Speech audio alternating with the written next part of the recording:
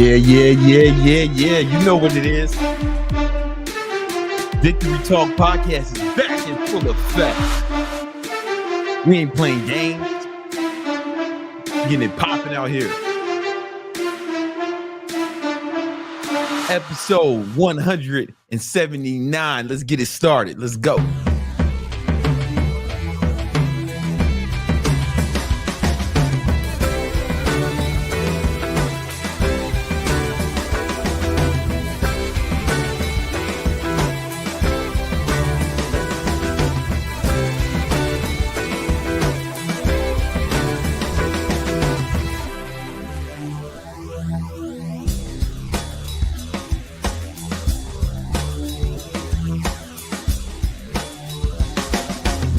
Yeah. You know what it is. It is another episode of that Victory Talk Podcast. I am your host, Big Brandon Carter, BBC, King Keto, the King of Ketosis, Gymnasium Jesus, Jesus de Gimnasio para mi gente. I just came back from Mexico with Con Minovia. Visitar Mexico. You know what I'm saying? It was cool, man. I wanted to get in there. We looked on Google Maps. It said the Gulf of America. Come on now. You know what I'm saying? Take our goddamn country back. While we in their country. Mexico was cool, man. They treated us really well down there, man. Shout out to Secrets Resort. I think the name of it was Secrets or some shit. It was lit, all inclusive. There was almost I was like one of maybe like 3 black dudes there because it was expensive. Impressions by Secrets is the name of it. You know what I'm saying? I was one of 3 black dudes there. Fun fact, none of the black dudes were with black women. You know what I'm saying? I don't think that's a referendum on us. I think, sisters, man, you step your game up. You know what I'm saying? You letting these other chicks take your women. Take your men, I mean. You know what I'm saying? My mom would have had a fit. She'd have been angry the whole time looking at us niggas.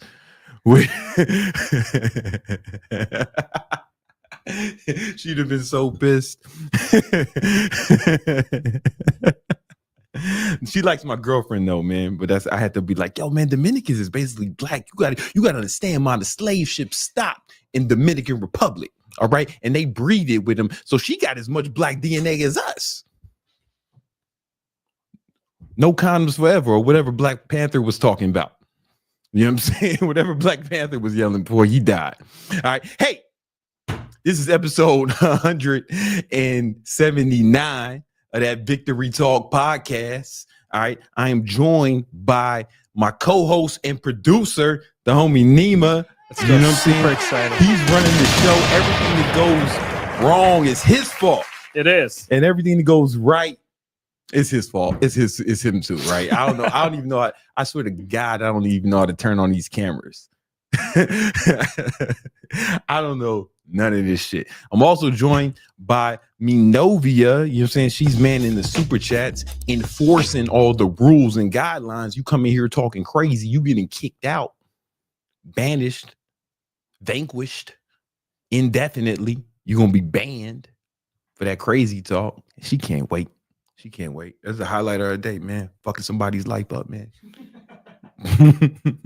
So she dreamed about, man, I get to ban somebody today. Man, don't let it be you, brother. You know what I'm saying? You talking shit. I won't even see it, man. She gonna delete the shit and ban it, man. It'll be an act in futility. And you're only gonna hurt yourself.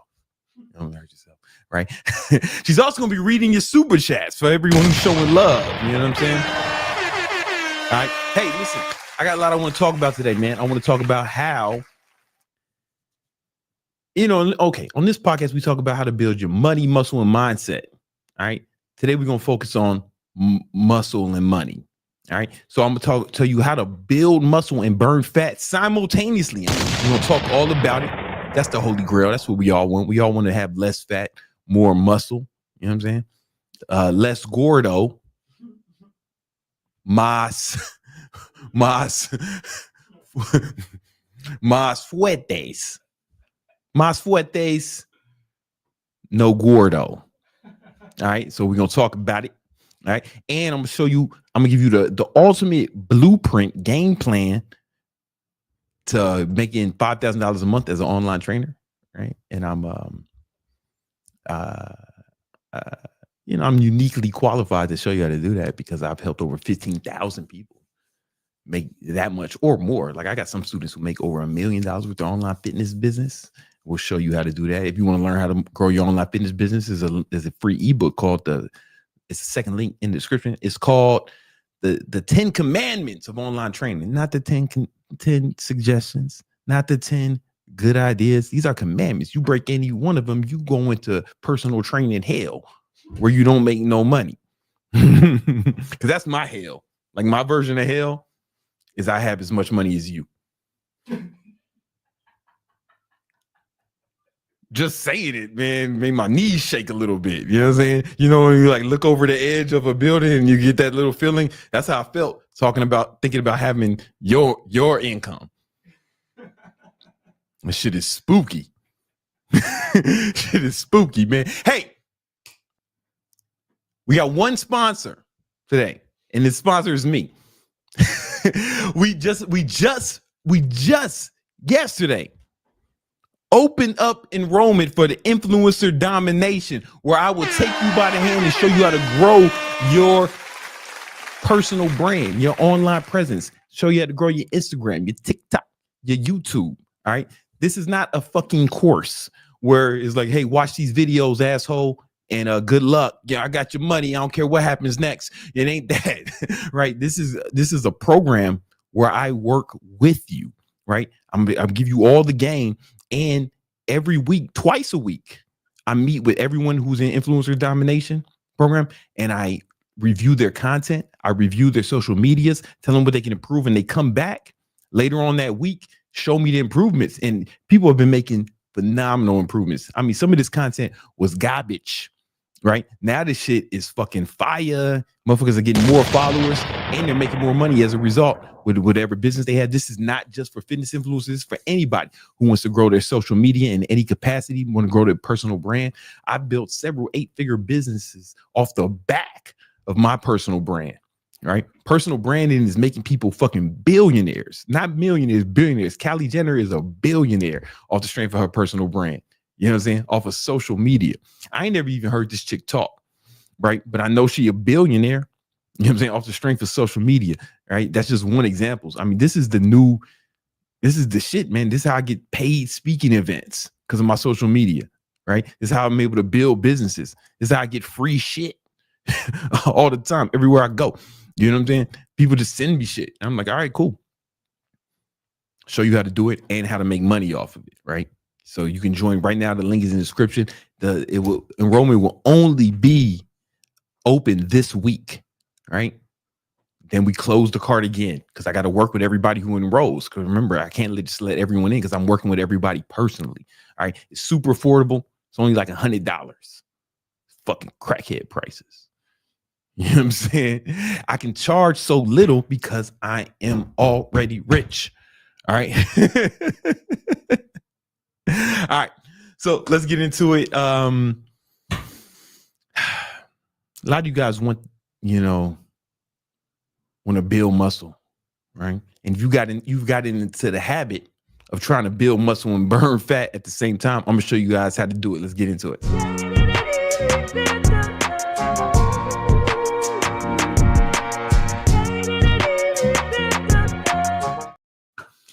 In this video, I will show you how to burn fat and build muscle at the same time. We're going to talk about how you can do it, who should do it, who cannot do it, who shouldn't do it, and I'm going to give you a specific game plan to help you accomplish that goal.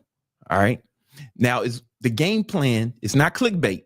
The game plan is going to be a little different than what you think, right? Because building muscle and burning fat simultaneously is possible, but it's not optimal, right? You can do it, but that doesn't mean you should do it.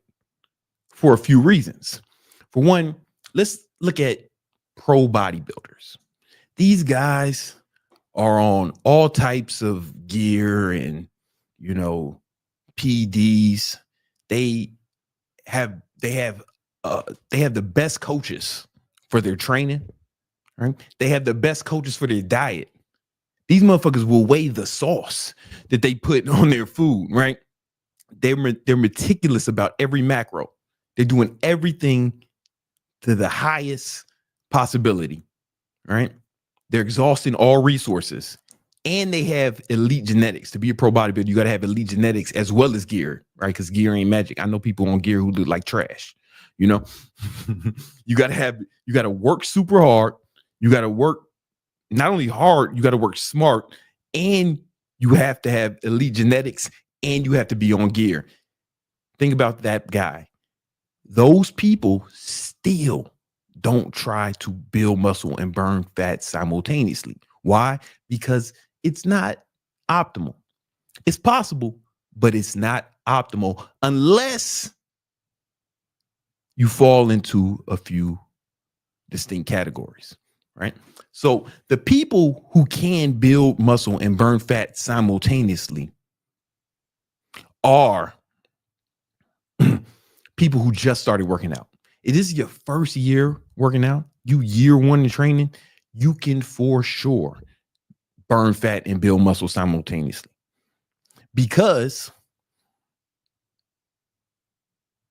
you're so new to the stimulants, you're so new to the stimulus of resistance training that your body's going to react. It's going to be in shock and it's going to react. So your very first year of training, it's relatively easy to burn fat and build muscle at the same time. I've been a personal trainer for over 25 years, right? While most of you guys were shitting on yourself, jerking off the Teletubbies, I was training 10 people a day on the gym floor. Not just online training. I mean, in person, before online training was a thing, before online was a thing, right? You know, motherfuckers had dial-up internet. I was training 10 people a day. I'm a lot older than I look. You know I look better than you, but I'm probably twice your age. You know, I just turned 42 recently. All right. The second class of people who can burn fat and build muscle simultaneously are people who just started steroids. When you first get into the roids, you can definitely build muscle and burn fat at the same time because, again, it's a shock. It's a new stimulus, right? And your body's going to react to that. But even that will go away. This is why the pro bodybuilders do not try to burn fat and build muscle at the same time. They do big bulks and cuts, right? Because it works significantly better. I want you to think about it. To burn fat, you have to be in what's called a caloric deficit, meaning you are burning more calories than you consume, right? A caloric deficit is intrinsically catabolic, meaning it's counterproductive to building muscle. In fact, it has a negative impact on not only the gain of muscle, but the retention of muscle, right? So you're more likely to lose some muscle when you're cutting. Now, there's things you can do to mitigate that, and we'll talk about that later in the video, right? But to be in a caloric surplus, to burn fat, you have to be in a caloric deficit, which is intrinsically catabolic, right? To build muscle, of course, you got to give the muscle stimulus from resistance training, progressive overload, right? You have to make sure you're getting an adequate amount of protein, right? We'll talk about what that looks like later in this video. But one of the best things you can do to build muscle is be in a caloric surplus, meaning you are consuming more calories than you burn, right? A caloric surplus is intrinsically anabolic, right? Meaning, you know, it's very productive to muscle growth, right? The problem is, you know, a lot of times it's anabolic for your fat cells as well, right? So, however, it's one of the best things you can do if you want to build as much muscle as possible, right? You would need to be in a caloric surplus. And the only thing that works for fat loss is to be in a caloric deficit, all right? So this is why pro bodybuilders will do something like this, right? So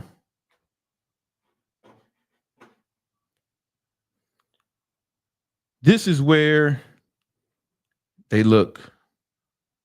I'm using a darker color. Let's look at it like this. This line is where you. Fuck. I didn't want this to be gray. All right. This line. Jesus, what's happening over here? Nima. All right. This is where you look ripped. Right? You're looking good. Here is where you are fat and gross. Right? Though those words are synonyms. All right. So a pro bodybuilder will bulk. Right, they're trying to build as much muscle as possible, so they'll bulk and they'll get to the fucking gross. They'll probably go past gross. You ever see these pro bodybuilders in the off season? They look fucking crazy in the off season, right?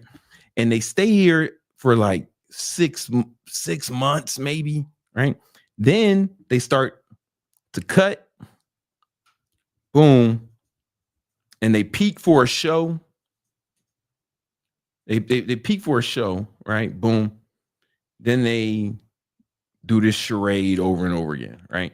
Right. But they'll do this for like 6 months, which means they look like fucking shit. Sorry. For a good half of the year, right? Just to peak for a short period of time, you know?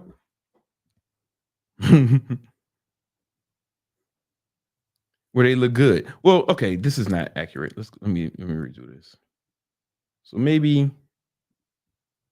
once they pass the fat part, well, they still look kind of. This is where they look good. Pause. No diddy. Right. You know what I'm saying? For this part of the year, and then for some part of this state, they don't look good, but it's fine. Right. But they're looking like shit for a good portion of the year. Right. And it's easier for a pro bodybuilder because remember, they're on all types of PEDs and they have elite genetics.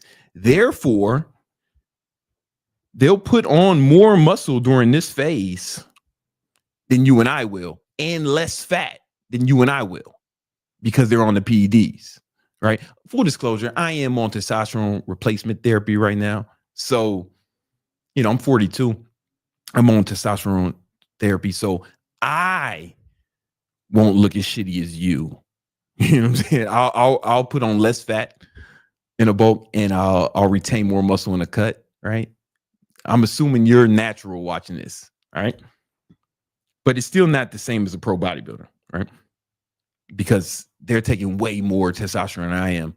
My testosterone levels are still actually in the normal range right now, where they're taking it way past the normal range. All right, anyway. And when they go on the cut, they will retain more muscle than you and I will.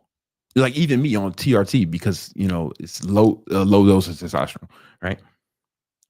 Right. Now there's a problem with this strategy, especially for naturals, right? One is, well, there's a few problems. One, when you're doing a traditional bulk and cut, you look like shit half the year or longer, right? So fuck that. Also, when you do this, you're going to put on a lot of fat with a traditional bulk. You're going to put on a lot of fat. And the problem with putting on a lot of fat is the way fat cells work is, let's say this is a fat cell, right? What happens is the fat cell, as you start getting fat, the fat cells gets bigger and bigger and bigger. And then what does it do? What do fat cells do? They multiply. They split, right? The problem with your fat cell splitting is once you create new fat cells, the fat cells don't go away, even when you lose fat. right? So you'll always have more fat cells, right? And it'll be easier for you to get fat after that. A lot of people find that difficult to believe when I say it, and that's because they're not as well researched as me. It's not your fault. You're not stupid. You're just ignorant. You don't know. I'm gonna fix that right now. We're gonna change that for you, right? So here's an article where they went into. No, I don't want to subscribe to your fucking. Well, anyway, all right. It's about your fat cells can never disappear, making future weight gain more likely. Right. And they go into great detail about it. You might be thinking, yo, Big Brandon Carter, that's not a fucking study. Or they reference studies in this, right? Let me pull up the study. Right. Here's one of the studies. Right here.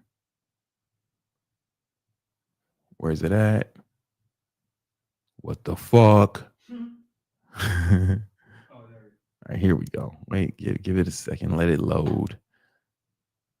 I got too many tabs.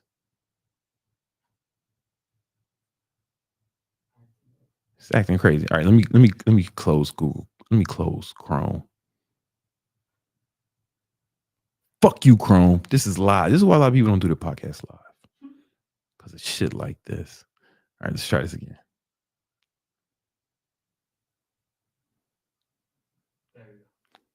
Whoa. All right, yeah.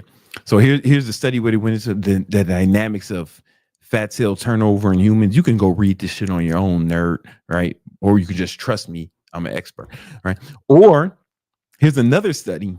This one it focused on teens, but it went into more detail.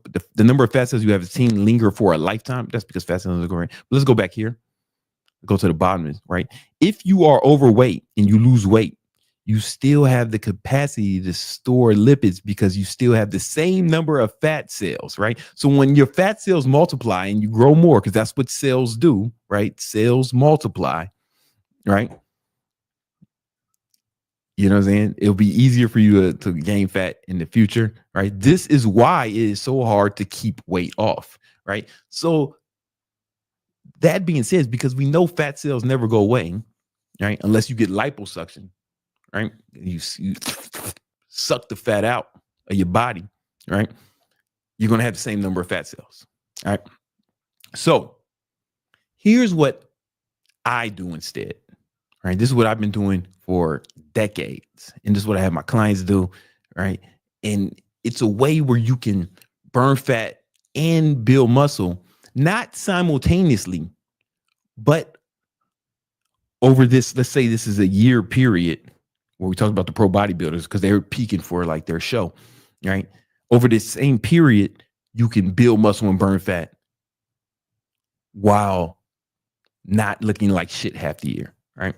So step one, what you do is, and mind you, I learned this from somebody who I used to look up to a lot when I was 16. There was this guy named Bill Phillips. He founded a supplement company called EAS. He later sold it to Abbott Laboratories for $100 million. And he had a magazine called Muscle Media. And in this magazine, he broke down a process that's similar to what I'm going to say you. I've modified it a little bit, but he called it anabolic burst cycling, right? Where Bill Phillips said, hey, this is what you do. Bulk for 2 weeks, then cut for 2 weeks, and just go back and forth doing that indefinitely, right? And that's fine, but I think I found a better way, right? Over years of trial and error. So it looks like this. So we got this we'll do the same graph. We're going to do it my way. All right.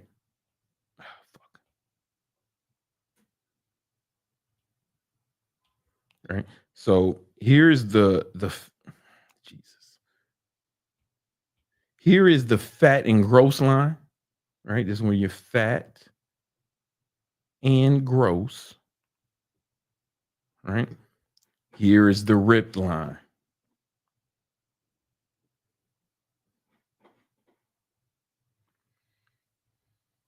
All right. So what you do is, right, I call this micro cutting and bulking.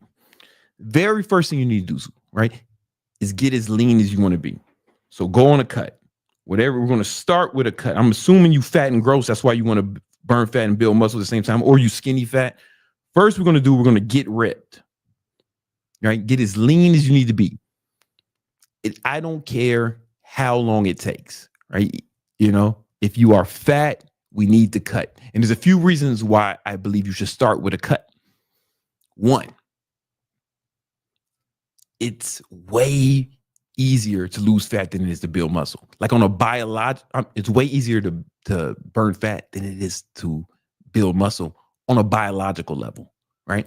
Because on a biological level, fat cells only have to shrink, and they can shrink rapidly. I once helped a guy lose 75 pounds in 70 days, right? We had a YouTube video about it, right? You know, he was obviously obese, right? But you can lose fat. You can actually lose fat fast, right? Can you build muscle fast? Well, building muscle is a way harder process on a biological level, right? You have to have enough stimulus for the muscle to actually break down and tear the muscle fibers, and then they have to grow back stronger. The muscle cells have to multiply, expand, and split. It takes longer. It takes significantly longer, right? And so one of the reasons we want to cut first is because you can immediately get a reward, right? You can get a quick win by cutting as much as possible, right? The second reason why you should cut first is because you will immediately just look better, right? Let's say you bulked first, but you already kind of fat. If you are already kind of fat and you put on 5 pounds of muscle, it won't be as impressive as if you are lean and you put on 5 pounds of muscle. In fact, when I go on a cut all the time, people are saying, yo, did you get bigger? You look like you got bigger. No, it's just you can see the proportions better, right? My waist is smaller, so it makes my shoulders look bigger, right? You can see the cuts in my arms better, right? Even though I've lost weight, I'm more defined, right? And you know, the muscle insertions are more visible. So it gives the illusion you're looking bigger. It's kind of like some of the women I've trained. First thing they want to get a bigger butt. I'm like, bitch, you fat, right? So we put them on a cut, their waist gets smaller, and now they got more of an hourglass shape, right? And it looks like that ass is fatter, right? But it's really just the proportions, right? She looked more like an hourglass. She looked like a Coke bottle instead of a 2-liter. You feel me? All right. So it'll have the same effect to you. Your waist will be smaller, which will make your shoulders look broader, and you'll have the muscle insertion. You'll just look way better, and you'll look more muscular. Then when you go on a bulk and you put on some muscle, right, it's going to look more impressive because we'll be able to see it better. It ain't underneath a whole bunch of slabs of fat. You feel me? And when you go on that bulk, the next reason why you should cut first, when you do go on a bulk, the fat cells won't multiply, right? So this red is going to be the cut. Then you're going to go on a bulk, all right? And you're going to bulk until you kind of don't see your abs as well. They're less defined. We're not going to go to the gross level.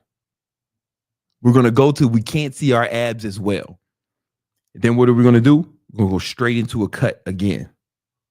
Boom. Right. And then we just keep repeating that. Then you cut until you're as ripped as you want to be. Then you bulk until my abs are starting to not be as visible. That's for most of you. You can use your abs as like the canary in the coal mine. Right? No, you're about to get fat when your abs are less defined. Me, I use my face. When I start getting fat, like I guess some people carry fat different places. We have more fat cells in different areas. Me, my face gets fat first. I start looking like an emoji or a minion while you can still see my abs. So I go through my face when my face is not looking like, basically when my face starts to look a little bit like an emoji, that's when I go on a bulk. That's when I go on a cut, right? And I cut until my face looks like Skeletor. And then I stay here, right? And then you just keep doing this over and over again, right? And within the same amount of time, right? You're in a surplus, then you're in a deficit. You're in a surplus, then you're in a deficit, then you're surplus, then you're in a deficit, right? And the beauty of this is you never get fat and gross again, because you probably started here, right? You never get fat and gross again, and you end up looking, instead of the bodybuilder only looking good for half the year, if that, you are looking good year round, right? This is one of the reasons why people thought that I was on steroids before I even went on TRT. They thought I was on PDs, and I wasn't, right? They was like, man, you can't stay ripped year round. You can't stay ripped year round, blah, blah, blah, blah, blah, blah. I'm like, no. I do it like this. No, you know what I'm saying? I do it like this. So yeah, I do stay ripped year round. I look good year round because I never allow myself to get fat, right? And also another reason why is I only took fucking pictures and videos of myself like here. Like it's like, I'm sorry, when I'm in these areas, right? This is when I would do all the videos and pictures and post them. You know what I'm saying? Like, I don't know why motherfuckers would take videos and pictures of themselves here. Fuck that. I just fucking bulk made my content when I looked the best, and I posted that year round, right? I think this is a better strategy because you never look like shit, and it gives the impression that you're building muscle and burning fat at the same time because you're not doing it simultaneously. But if we space this out, let's say a year, right? This is fat loss.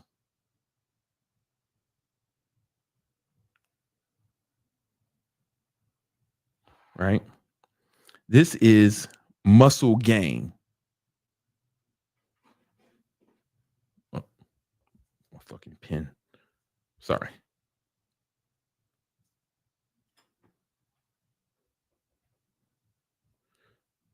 When you do the mini bulks and cuts over this amount of time, right? By the end of the year, you should have burned fat and built muscle, right? Well, really, you did most of your burning fat initially. You got as lean as you wanted to get, right? Boom. But then you never let your shit get out of hand, right? So you always stay. So in the fat loss, you always stayed. How'd I put it? You always stayed in a range with the fat loss, right? Boom. You never got past a certain threshold of fatness, but you kept gaining muscle throughout the whole time, right? So I think you should go on an aggressive cut initially. Get as lean as you want to be. And then just bulk and cut indefinitely. And I've been doing this indefinitely. Like I've been doing this for 20 plus years. Like I never went on a fucking 6-month bulk. I never went on a fucking 1 year bulk or some shit. Never got fat bulk, right? Fuck that shit. Get as lean as you want to get. And then micro cuts and bulks. How long should these micro cuts and bulks be? As long as they need to be. You get what I'm saying? As long as they need to be, right? So as long as it takes you to get as lean as possible, that's how long your cut is. The first one is going to be the longest, right? It depending on how fat you are, all right? And then how long should the bulk be? As long as you can do it without getting fat, right? So here's what the cut looks like. Oh, the micro cut, I'm gonna give you a prescription. And again, these are aggressive. Jesus.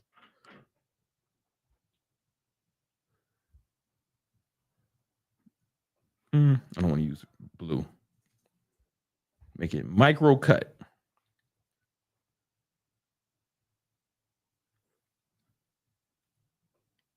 You're going to take your body weight in pounds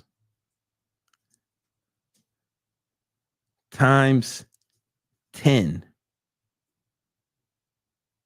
That equals how many calories you're going to get.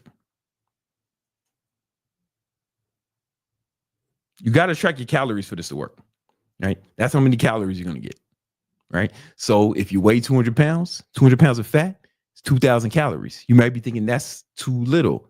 Shut up. Shut the fuck up. I fucking hate you. How many people you train? More than me? How many? Then you gotta be talking in the thousands if you're gonna compete with me when it comes to training people. You fucking bitch. I'm sorry. I didn't mean to turn up on you like that. Hey, let's keep it copacetic. All right. Body weight in pounds times 10. That's aggressive. That's aggressive, right? Unless you're super fat. Now, if you're obese, right, then you want to take it down a little bit, even more than that. But this should work for most people. If you're super fat, then you shouldn't even been watching this video. You just need to go on a cut. Fat boy, knock it off. All right. Knock it off, man. All right. Body weight in pounds about 10, right? You know what I'm saying? 1 gram of protein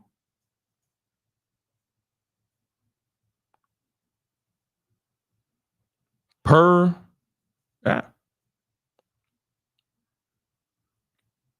pound of body weight.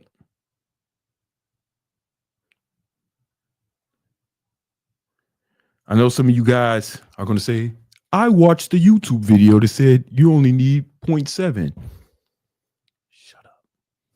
Just shut the fuck up. You don't know more than me. There are studies that say you only need 0.7 or 0.8, but you got to remember that these studies were done in perfect conditions, right? They knew exactly how much these people were eating, right? They were done in laboratories, teams of nerds. You're just a guy. You're just a fucking guy. And you got to remember, they were done in perfect conditions in laboratory settings when they got that, right? It's correct, but we don't live in those perfect, we don't live under those perfect conditions. The FDA allows food labels to be off by 20% in any direction, right? So if you get something that says, hey man, this is fucking 10 grams of protein, because the FDA allows it to be off by 20%, that means it could be 8, it could be 12. You don't know. You don't have no idea, right? It's a range. Therefore, we want to overshoot this. I'd rather have too much protein than not enough. You know what I'm saying? We want to overshoot it to make up for the 20% that the FDA allows food labels to be off. Does that make sense? All right. So we're going to do 1 gram of protein per pound of body weight, right? Unless, of course, you are super fat. If you are a big whale motherfucker, right? Oh, I guess I need 400 grams of protein. No. This video is not for you. You need to watch a different video, all right? This is for motherfuckers who ain't so goddamn fat that I got to change the rules for them. All right? All right. Here we go. All right. So that's the micro cut. Micro bulk.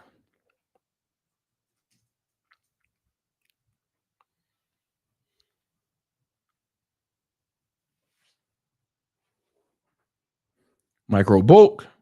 Boom. Oh, you know, on the cut, let's go. Also, you're saying cut until you are as ripped as you want to be.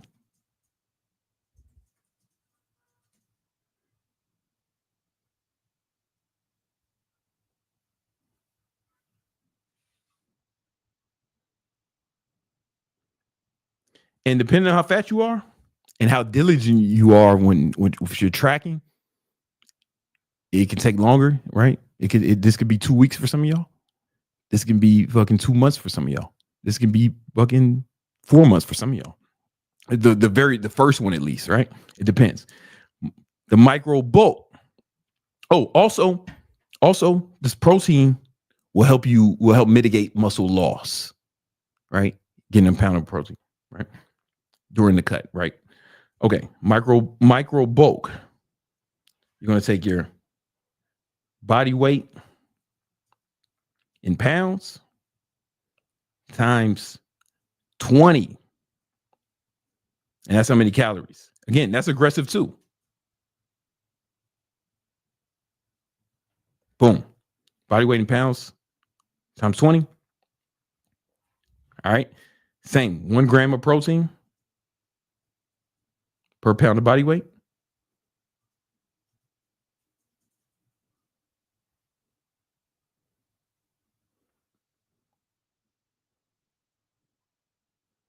right? For the same reasons I said before. All right. And you will bulk until your abs start to smooth out. Don't wait till you don't have abs, right? Soon as it's getting out of hand, oh, time to go on the cut.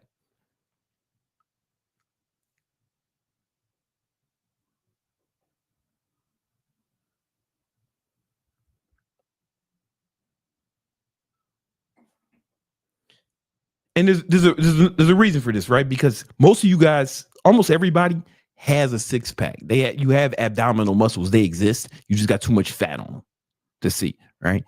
Right. So once you get lean enough, you'll see them. Oh, that's almost everyone. Even if you're like a skinny fucking kid, you'll see something, right? And that's why it's a good litmus test. And also, men have more fat cells in our stomach. It's not just vanity. We carry more fat cells in our stomach than women on average, and women carry more fat cells in their thighs, that ass, and them titties, right? So for men, right, the abs is a good again, it's like the canary in the coal mine, because we have more fat cells there. It's a good judge of when things are getting out of hand, right? It'll show in your abs first. Just like when you're cutting, you'll see the abs last.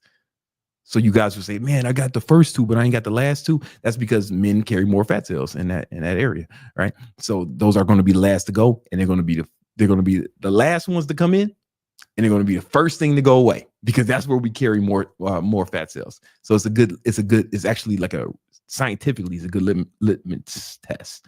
All right, boom. And then you just do this indefinitely. Now there's something special that happens too. There's another reason why this works well.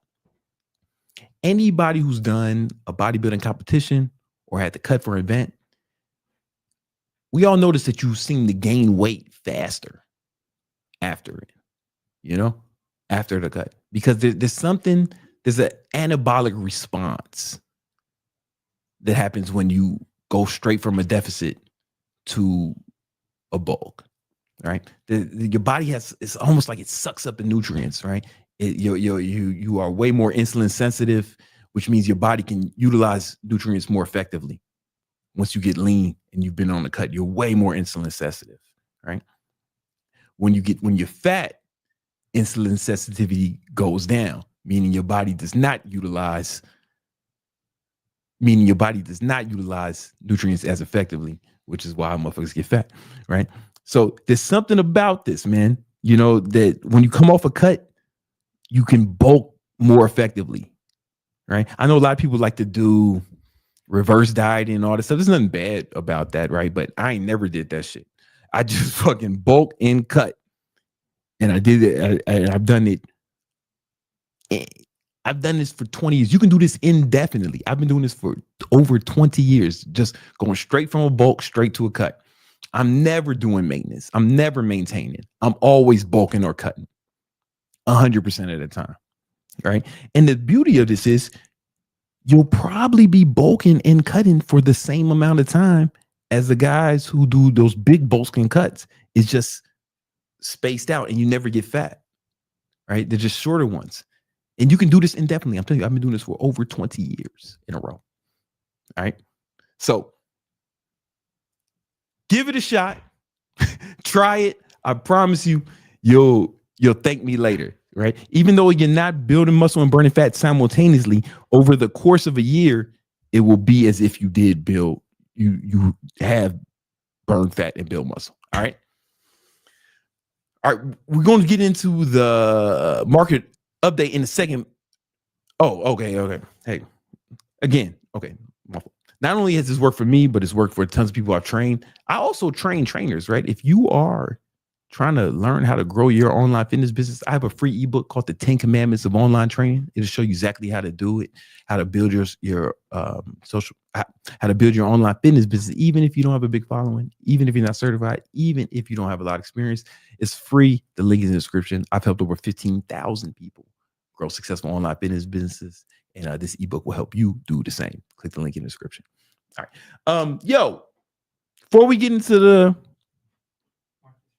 Market recap. Let's answer the super chats. Let's go.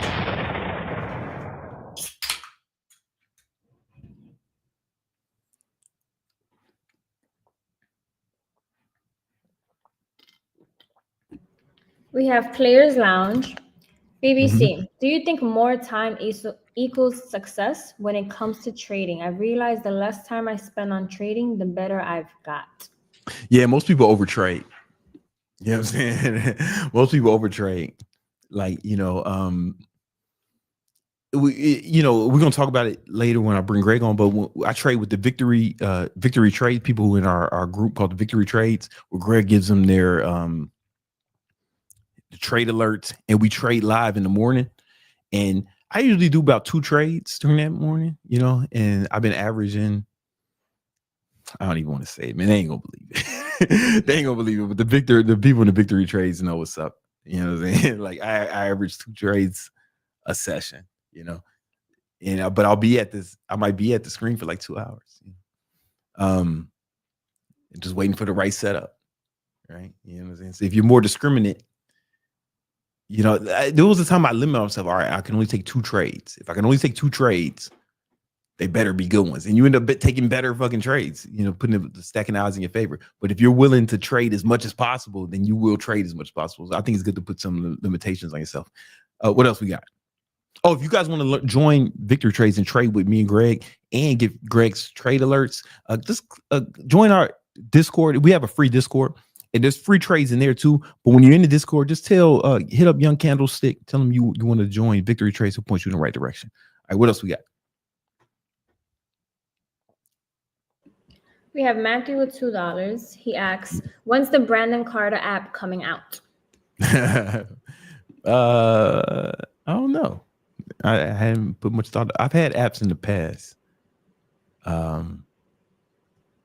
Yeah. I mean, when the people I train, I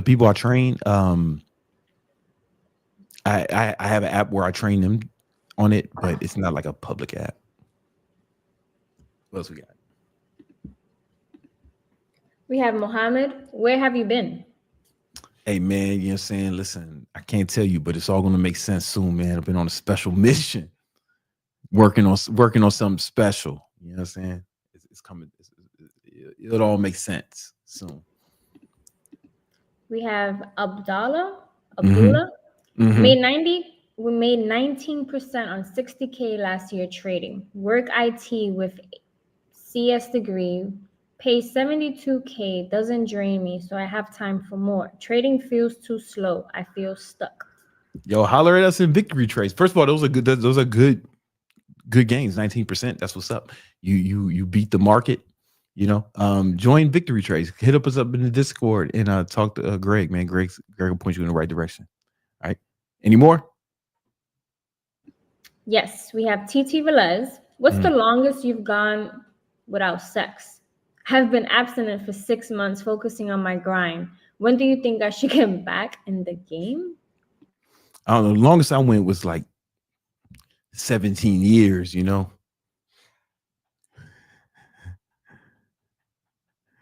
when I was born, and then when I lost my virginity.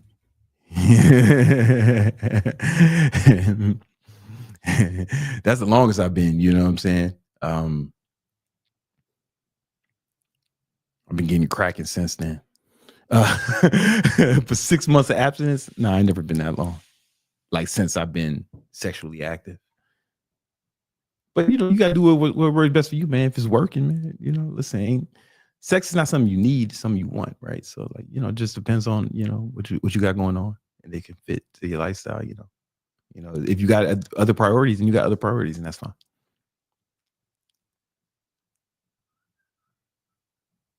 We have Alex. How much fiber do you recommend consuming on keto? I don't track my fiber.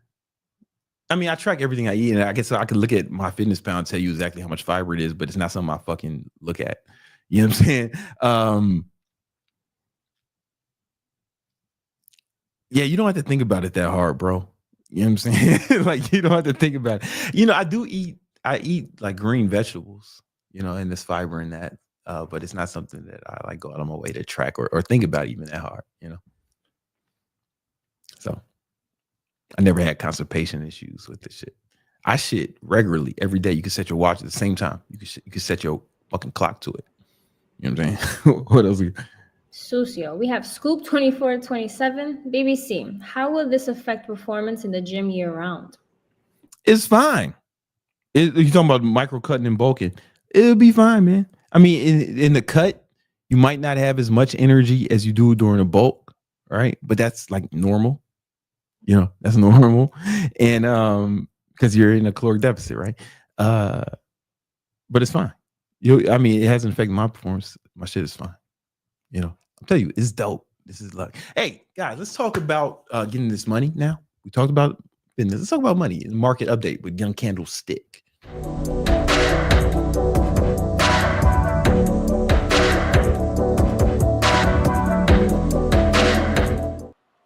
Yo, what up, Greg? What's popping, homie?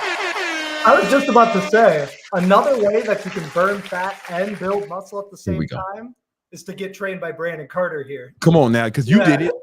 Yeah, exactly. It worked out really, really well. Just follow everything this man said. Just if people just did what I said, it's a proven strategy for success. What's up with the market though? Yeah, the markets are crazy right now. And the question we're going to answer is this a market crash or should we be buying the dip? Okay. So basically what's been going on with the overall market is basically the market's been selling off ever since we did this false breakout. And Brandon, you were right. This is a rising wedge. Yeah, man. Basically what we were looking at was it was either an ascending triangle or a rising wedge. An ascending triangle is a flat top with higher lows. And if it's a true ascending triangle, it should break out and just continue going up. Yeah. If it's a rising wedge, it means that it's making higher highs without a lot of follow through. We just barely made a higher high without a lot of follow through. And it turned that prior all-time high into resistance. And then we just shit the bed. Market absolutely dumped. And so moving forward on the S&P 500, we have NVIDIA earnings on Wednesday. And so NVIDIA is a huge weight in the overall market. So NVIDIA is either going to make the market probably recover, maybe not all the way, or NVIDIA could tank the market even further. If we take a look at the volatility and fear index, the VIX, this is telling us that fear is on the rise.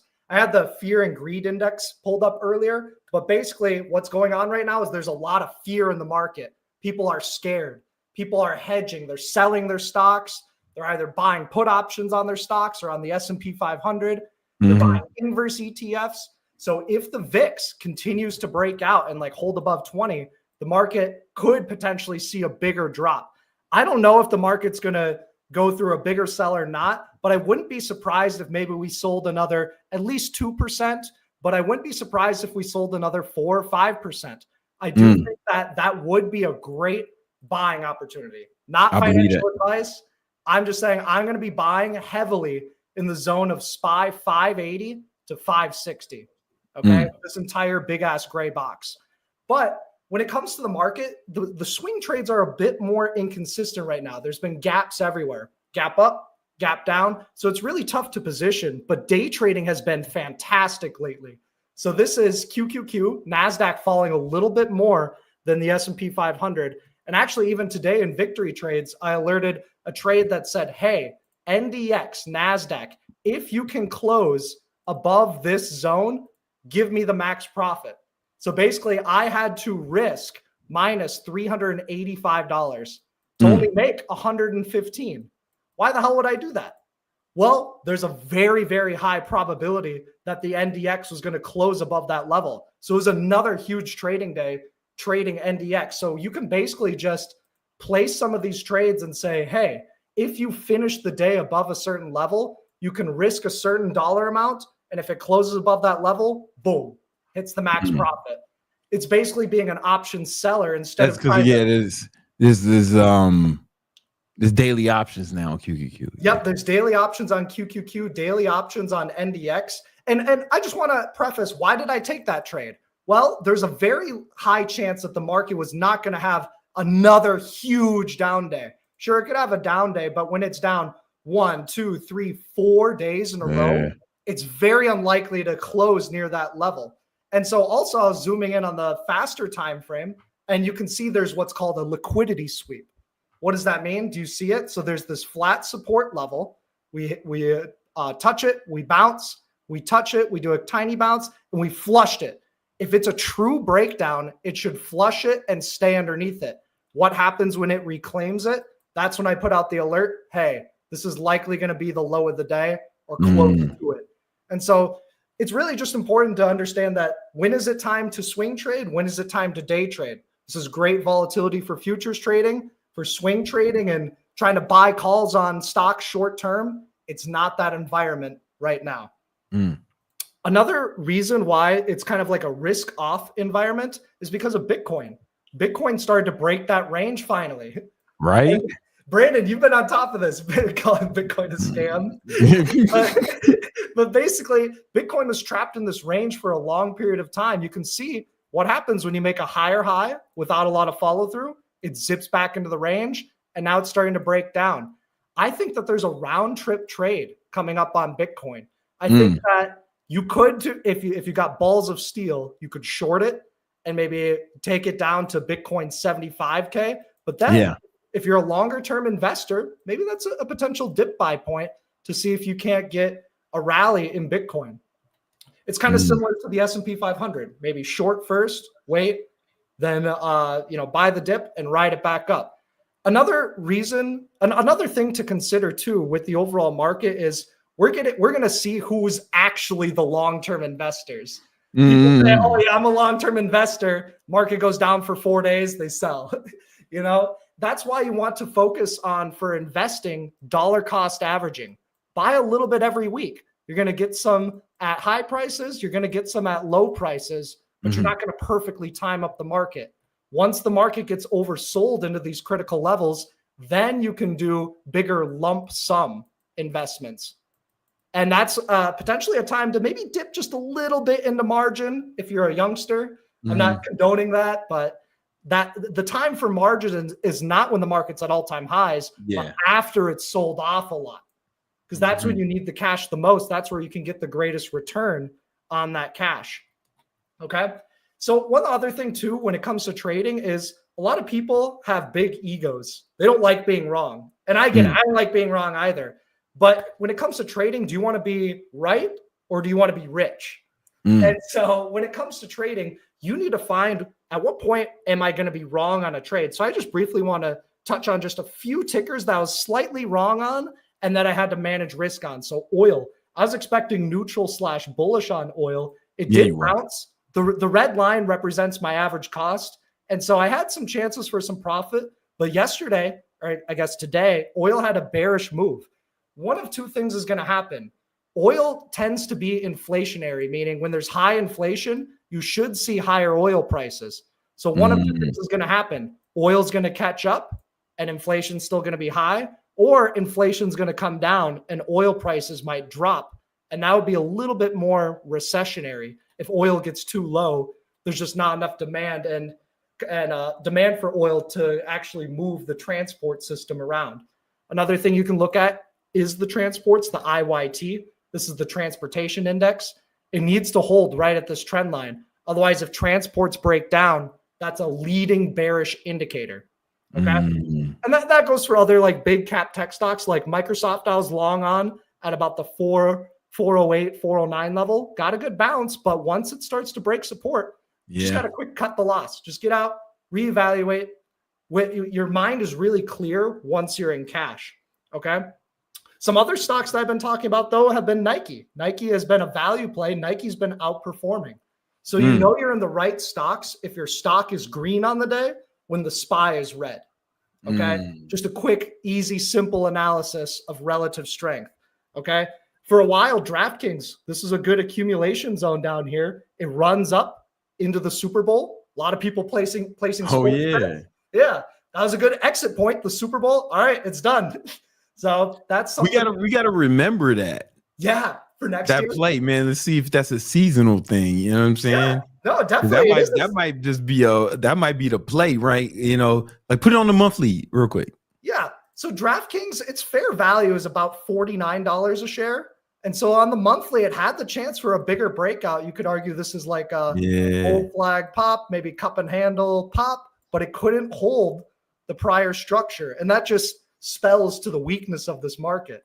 So I think if DraftKings gets oversold, maybe down to like 20, I'm not saying it's going to get down there, but that could be a spot to potentially accumulate or wheel it, sell some cash secured. We got to remember that, man. Oh, we might have to fucking calls.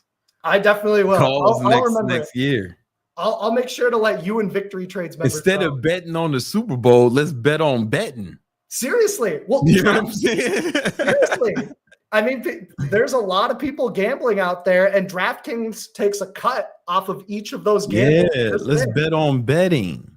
Just like the broker takes a commission every time you enter a trade. You were mentioning earlier, a lot of traders overtrade. The brokers want you to trade more. They're like, oh, get this money here. They're trying to entice you to do that. But when you trade, the more often that you trade, you got to pay commission. You got to pay slippage. You may not be taking the best setup. And then also, if you trade too much, sometimes you can make some errors. Maybe you buy too much or you buy at the wrong price. There's a lot of things that can go wrong if you overtrade. So don't play into it. Be tactful, be precise, and treat it like a business. Yeah. Be the house, not the player.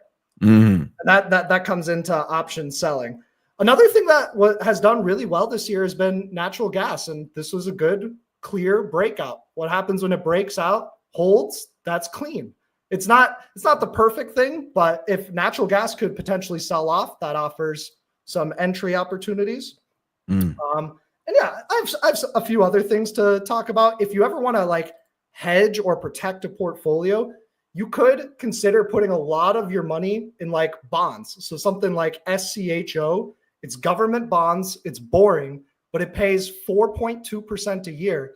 And what you can do is, let's say you've got $1 million portfolio, but you don't want to risk like all that money. You want to get a good return, a safe return. You can put like 90% of that into something like government bonds, and then you could trade aggressively with 10%.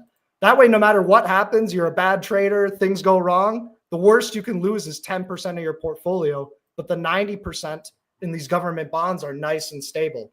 So that's just something to consider when the market is showing signs of be careful. It's showing some red flags.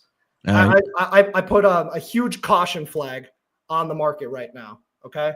I don't see any good longer term buy entries, not until we clear the all-time highs. I don't care if I have to, pay a premium to wait for that. I don't care if I have to pay an extra 3 or 4% to wait for the SPY to do that, because this is risky. Like sometimes these sell-offs can get out of hand, especially if people start panicking.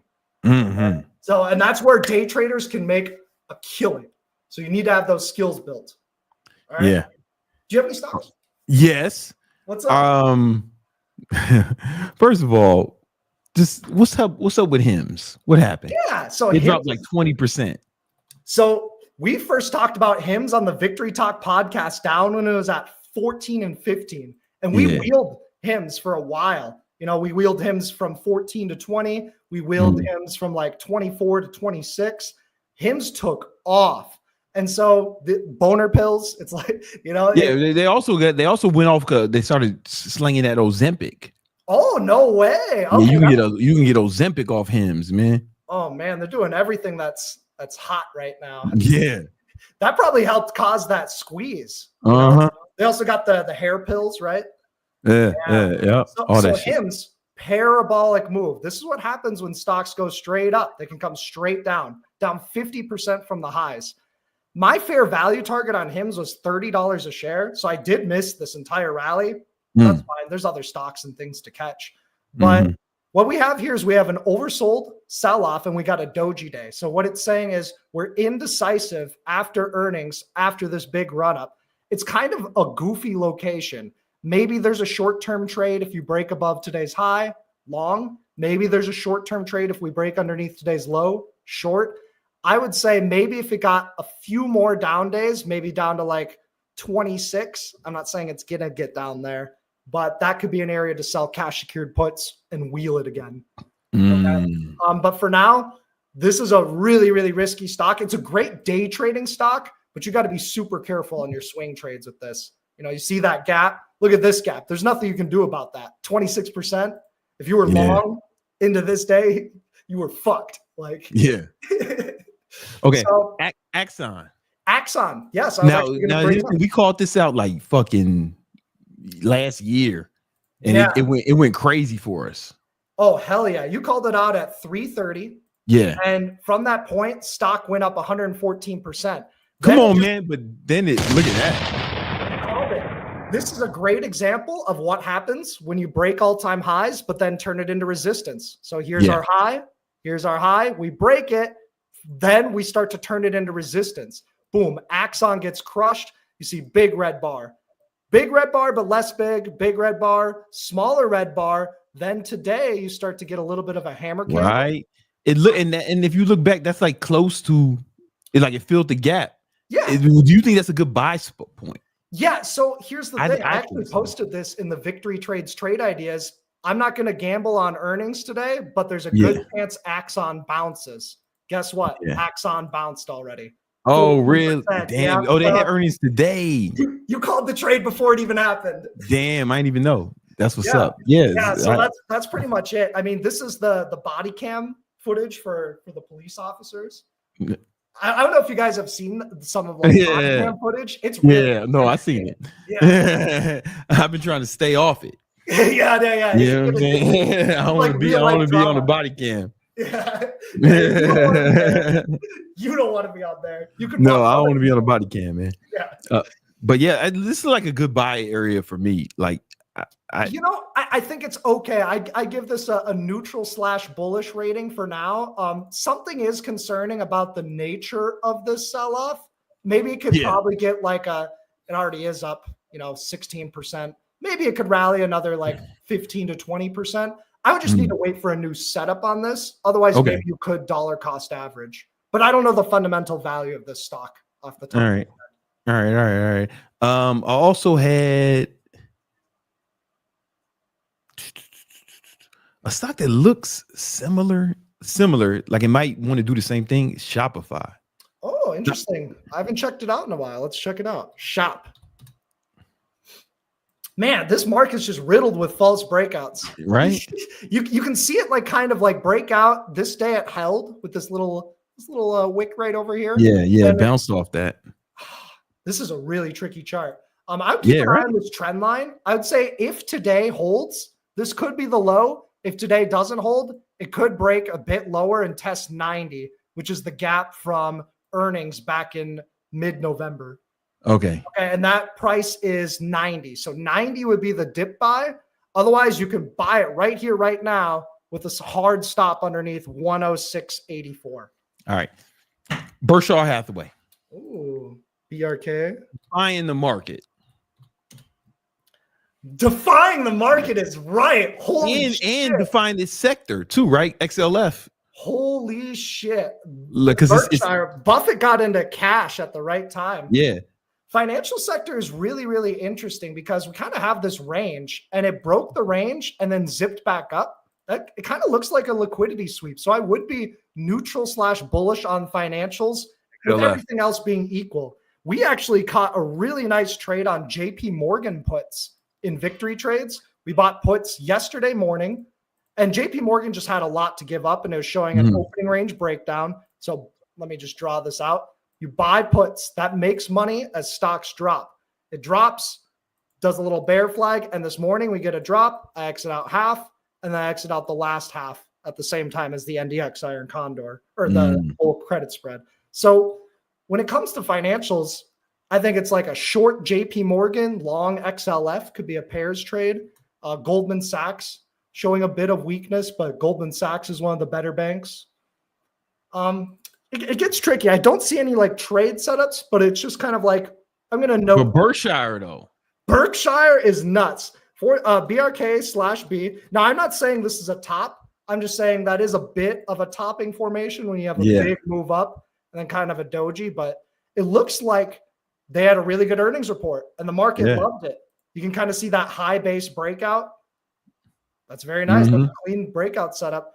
I'm not saying you should buy up here, but maybe if it retests 484, you can maybe get a short-term bounce, or you could just DCA since the entry is not perfect. Last one. This is this would be my buy target for Google right here. However, I don't like the chart. Like before, before I looked at the chart, I said, okay, around this time, this is where I'd buy. But man, I don't like the chart. I know it's kind of ugly. Like, again, false breakout. That's it had the sexiest setup. I did trim a little bit before earnings, but I did hold some Google calls through earnings, like longer dated calls, and those did have to take a hit. I fully understand and accept that risk. Google's fair value is $230 a share. I did buy a little bit of Google today. I bought this call debit spread expiring this week, and then also I've got a June 18th, 2026, buy the 210 call, sell the 220 call. That's just me saying, Google, if you're above 220 by the end of June 2026, I'm going to turn $250 into 1,000. So that's all I need. $250 to enter that trade turns into 1,000. And I'm going to add to this trade if I see good setups on Google. It should get a short-term bounce, but there's going to be a lot of resistance at 183. There's going to be a lot of resistance at 189. It's a tricky chart. Overall in an uptrend, but short-term in a strong downtrend. All right. Okay. All right. That's all I got. Sweet. Yeah. Guys, if you want to learn more about this trading, we got a free Discord called the Victory Unit, right? Link is in the description. And Greg's in there giving free advice, free trade ideas. And also, I'm in there.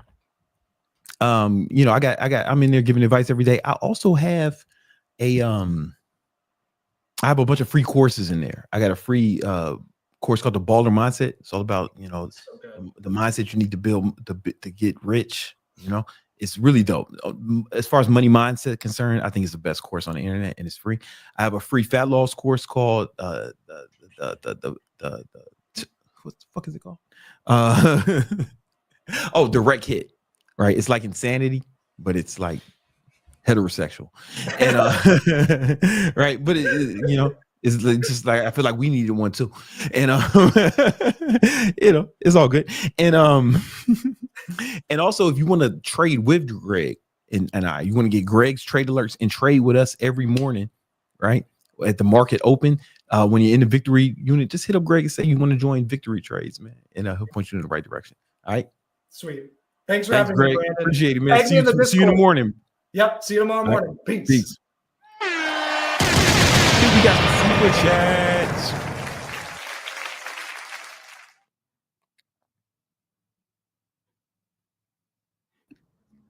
We have Steph the Baller. What's up, Brandon? I'm Stephanie, a robotics student from Switzerland, and I'm wondering what you think about decentralized finance and the metaverse. Yeah, I think they should call it the Scamverse, right? Like this, as it stands, right? There's potential, especially with the blockchain technology. It's amazing technology, and it's definitely potential. But as of now, it's the Scamverse, right? You got to think of all these fucking scams, these crypto rug pulls, these meme coin rug pulls. Fucking exchanges are always getting broken into. There was exchange the other day. They got broken into and they stole like $1 billion or something, right? It's the Scamverse. This is where they got to get this shit under control, right? Now, there's potential for it in the future, for sure, but right now it's the Scamverse. I'm not saying you can't make no money off it, right?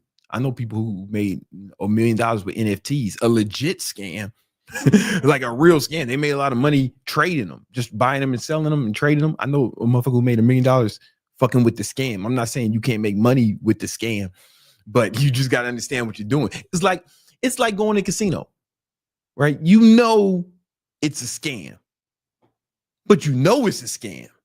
So you're going in to have fun, right? That's what crypto, DeFi, and all that shit is right now, right? Some people get rich, a lot of people go broke. You know what I'm saying? But as long as it is, but at least with the casino, like, it's a scam. I'd rather you do sports betting or just go to the strip club, right? Because you're most likely not going to get laid. Some people will, I heard. But it's like, you're not going to, you're just going to throw the money in and have fun, right? That's what I think about the crypto market. Man, I'm just having fun. Right? I'm just throwing money and having fun. If something else happens, cool, but I don't go in there with that expectation. You know what I'm saying?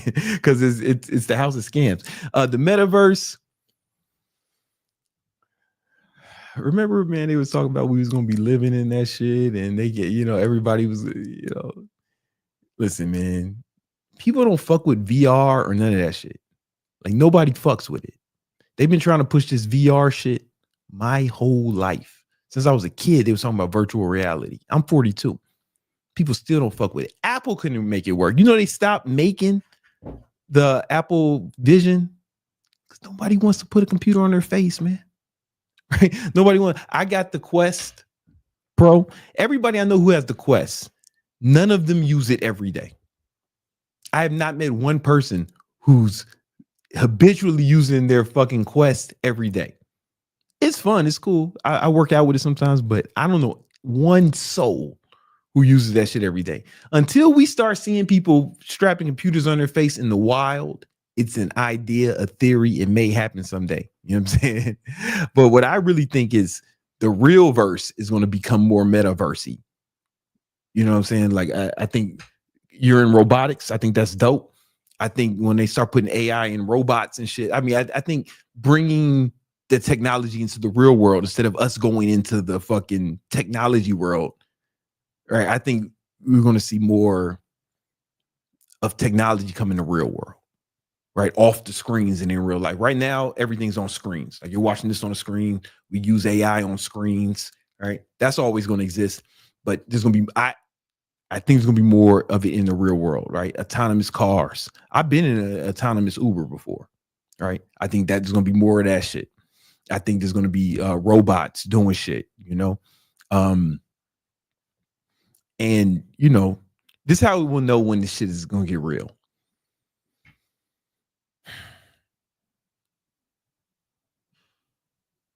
When it comes to technology, porn is the leading indicator, right? The internet was really built. It got popping off of porn, right? Like the technology that built YouTube, right? It was like, motherfuckers, man, how can we put this porn on the internet? Like they built, like the porn motherfuckers built the technology. You know what I'm saying? Like when there's more, so I think we'll see a sex robot. I mean, they got them now, right? But we'll see like a good one before we see a robot in your house, like a humanoid robot in your house cleaning shit. That's how you know when the first sex robot that motherfuckers really fuck with, and we're like, okay, we about to go full. What's that Will Smith movie? I Robot. Yeah. And then of course, once you give AI legs, that's basically the plot of the Matrix. Right. So the first motherfucker, it might be you, Stephanie. First motherfucker to give AI legs. Right. We might as well just call that company fucking Skynet. Right. Because that's how Terminator 2 started. That's how Terminator started. You know what I'm saying? Right. So the first person to do is going to get super rich, but they're also high likelihood that they'll kill us all. And that's going to be interesting. What else we got? Hopefully we can fuck enough of the robots before they kill us. We have Oscar. No question, bro. Just saying I took your advice 3 years ago and been working nonstop 72 hours a week. And as of last month, I finally hit 6 figures. Let's fucking go. Oh, leave that up. I gotta take a photograph of that and post it for the haters. Shout out to Oscar, man. That's what I'm talking about, man. Just work hard. Success is just easy. Just work hard. I'm telling you, man. You hit that. Whoa. Jesus. Sounds like my girlfriend was just devoured by a monster of some sort. She will be missed. It's too late for her. I can't go save her.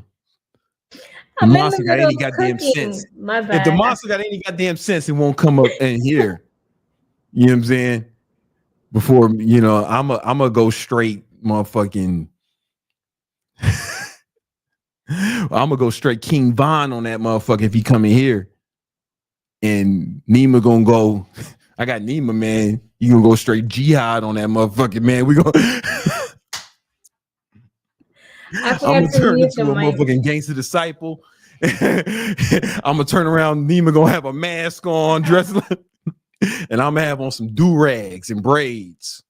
We gonna instantly transform into like Mighty Morphin Power Rangers. The monster know not to fuck with us, man. She ain't had them powers. She probably tried to throw a chancleta at it, and the monster just ate her. She will be missed. It's gonna be fucked up.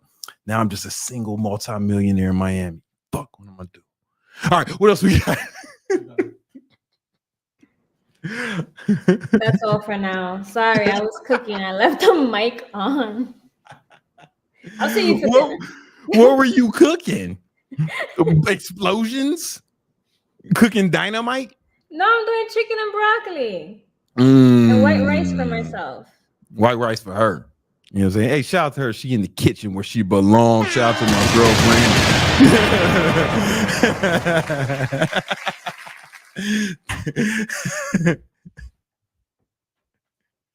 Get back in the kitchen. Mi amor preparado la cena para mí. All right. Then we got some other shit to talk about. Oh yeah, let's talk about getting money as an online trainer. Boom. Yeah. Let's talk about it, man. Real talk.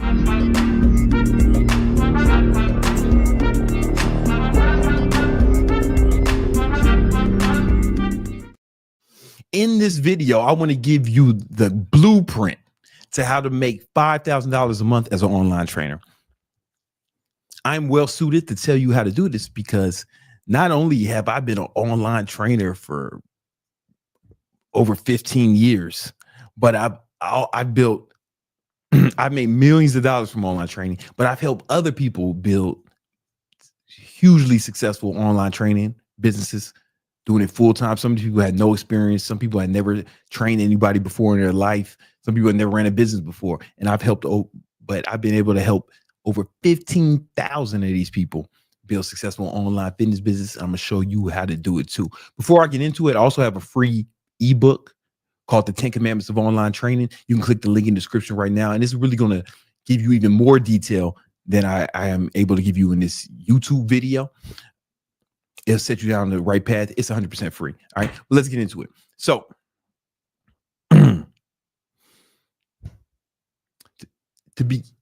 you can become a successful online trainer, even if you don't have a lot of experience, even if you don't have a big following, even if you're not certified, right? There's no law saying you have to be certified to train people online, right? You do have to be certified to work in the most gyms, not even all gyms, but most gyms want you to be certified, but it's more for insurance reasons.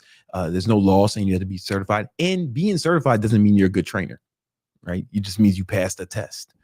You know what I'm saying? It's not again. I'm not saying anything against getting certified. I have certification with NASM. It's great. I learned a lot. I'm not speaking against education, but I don't want you to think that it's a limitation.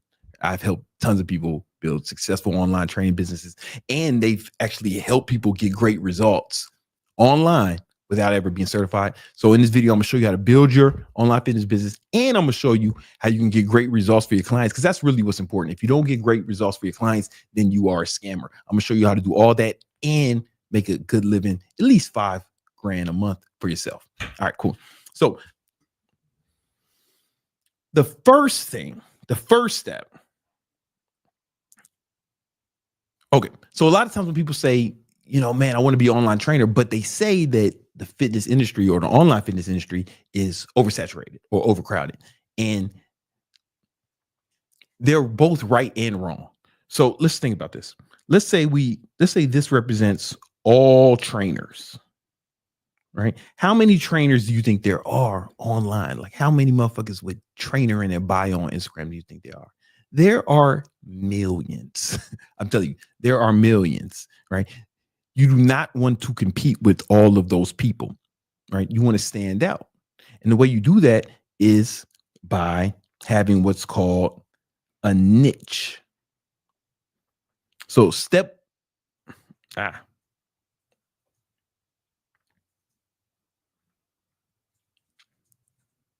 So step one of becoming an online trainer is pick a niche or niche if you are pretentious. Pick a niche. Now, when I say niche, this means something you want to specialize in, right? Because if you are just a fitness guy or a fitness girl, then you have to compete with millions of trainers, right? We don't want to do that. If you are just, that's how you are if you're just a fitness guy or fitness girl. And that, under those circumstances, it is oversaturated. But we're not going to do that. We're going to pick a niche and we're going to become specialists, right? Become a specialist, right? So I want to show you one of my students. Her name is Kelly Nicole Fit. Kelly made $1.5 million last year as an online trainer, right? And she specializes in helping women, right? Helping women basically recomp, right? Chicks who want to get a smaller waist and a bigger butt. She specializes in that, right? And she made $1.5 million last year, right? But she's a specialist. If she was just a fitness girl, she wouldn't stand out, right? And she didn't have this kind of following when I met her. I helped her grow her following, and we're gonna talk about that in this video as well. But even with a small following, she was making like over 20K a month, right? So first thing you got to do is pick a niche, become a specialist. When I think of a niche, I think of it like this, right? So this N stands for niche. You want to think about who you are selling to. What problem do you want to help them solve? Because business is all problem solving, right? I needed a microphone that I can yell into and it would pick up my wonderful voice without picking up the background noises or anything that may be happening in my vicinity. And sure, solve that problem for me, right? I needed a device where I can write on for my YouTube videos. Apple solved that problem with me with this, for this iPad mini and this Apple Pencil, right? It's all problems. So what problem do you want to solve them? And the beauty, and when it really gets special is, how are you going to solve that problem? All right. And this is the most important part, right? Who you're going to help, what problem you're going to help them solve, and how you're going to solve that problem. So when I first started my online fitness business, and mind you, I did this back in like 08, 09, right after the financial recession, after my father had killed himself, right? I was working like several jobs and I had to take care of the whole family. And I figured like, man, it's got to be a better way. The only thing I was really good at is training people, because I had been a trainer since I was 17. And the first thing I had to do was find out my niche, right? And, this is something that I learned in business school, right? Because I graduated from Howard University. So I took these principles and applied this to online training, right? And so who I wanted to market to was men.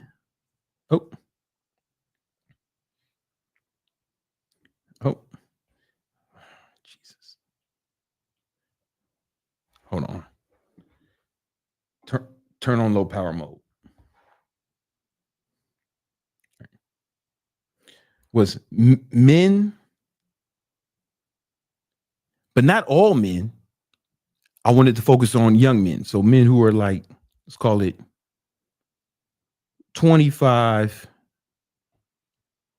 to 35. Oh. It's very important that you pick a gender and an age range. And let me tell you why. Because it's difficult to market to men and women. Let me explain. Right? A lot of trainers take issue with this because they say, "Oh, I want to help men and women." And you can train men and women, but it's difficult to market to men and women. So, for example, let's look at this.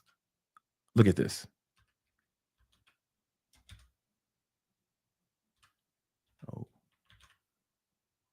all right. Oh, give me a second. Oh. He's laughing because fucking Secret Daughter came out. Secret deodorant. You can look at Secret deodorant. You can just look at it without knowing anything, and you know who they're marketing to, right? Like look at the fonts, look at the colors, right? Now let me ask you a question: are men and women's armpits way different? No, there is pretty much the same, but they're marketing to women.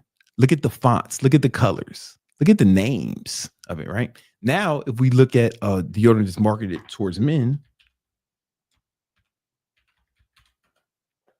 right? You can look at this and kind of tell who they're marketing to, You can just look at it. For example, this one has a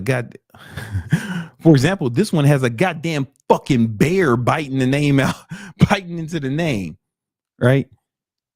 We can safely assume that's for men, even if they don't say. Look at the colors, the font, the names. Here's the thing: this fresh scent of I have this in the house, and the Secrets like powder fresh scent. Oh, that's fine, right? Exact same ingredients. There's almost nothing different. Exact same smell too, right?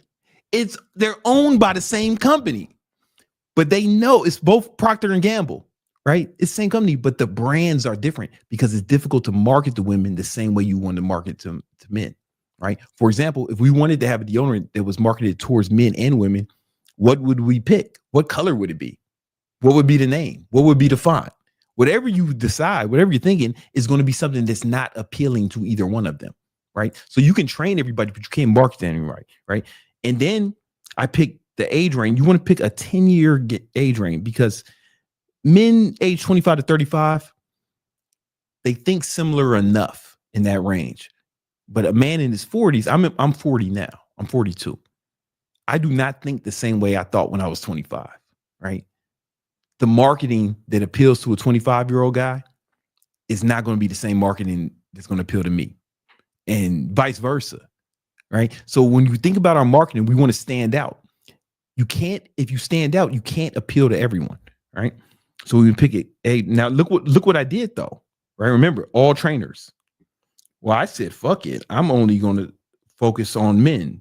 No Diddy, right? But not even all men. Only men aged 25 to 35, right? So boom, already I'm not competing with a bunch of people. I'm not competing with all trainers.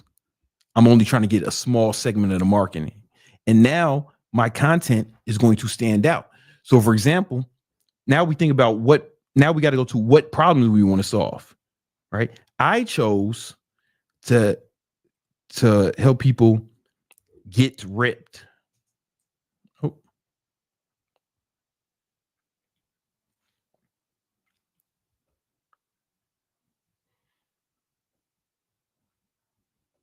Get ripped. And I knew that meant they wanted to be muscular and with low body fat. But I used their language, get ripped. Right. I knew they wanted to be muscular with low body fat. Right. If I was marketing to women, I would say get toned, right? Because that's what women say. Even though as a trainer, we know that means they want to be muscular with low body fat. I want to use their language, not mine. Right. But then you got to think, why does that person want to get ripped? Right. So here's the thing. The reason a man aged 25 to 35 wants to get ripped is going to be different from a reason why an old man wants to do it. An old man might want to do it because he wants to live longer. He wants more energy. He wants to be able to play with his grandkids, walk his daughter down the aisle or some shit, right? Without everyone laughing at her, right? But a young man, he's not thinking about that shit. What is he thinking about? Girls. In fact, a man aged 25 to 35, it's difficult to get him to think about anything else, right? So when I was doing my marketing, let's go to my YouTube. And this works on all social medias.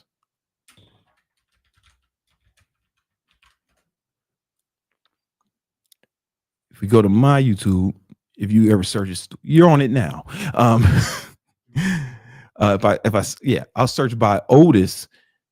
What I showed me looking ripped, right? You know, not Otis. Let's go to popular. It was either me being ripped or girls with ass, right? That was it. That's what I showed for most of my most popular videos, just me being ripped, right? Right. A woman would see this and think, oh, I don't want to look like that. I don't want to look that muscular, right? It wasn't for her. It was for the guy. And even the workout videos, right?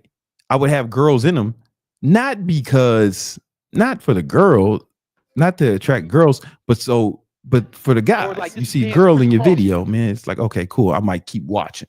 You know what I'm saying? Right. So it's what you focus on, what they want. Boom. Now this changes as you change demographics. But this right here is why it's difficult to market to both genders. The what, and it's going to be different in the different niche, right? If this was old men, I talk about longevity or energy or being able to play with your kids, right? Right. And how I market myself was I do keto now, but back then I did intermittent fasting with bodybuilding. I'll just abbreviate it, right? Boom.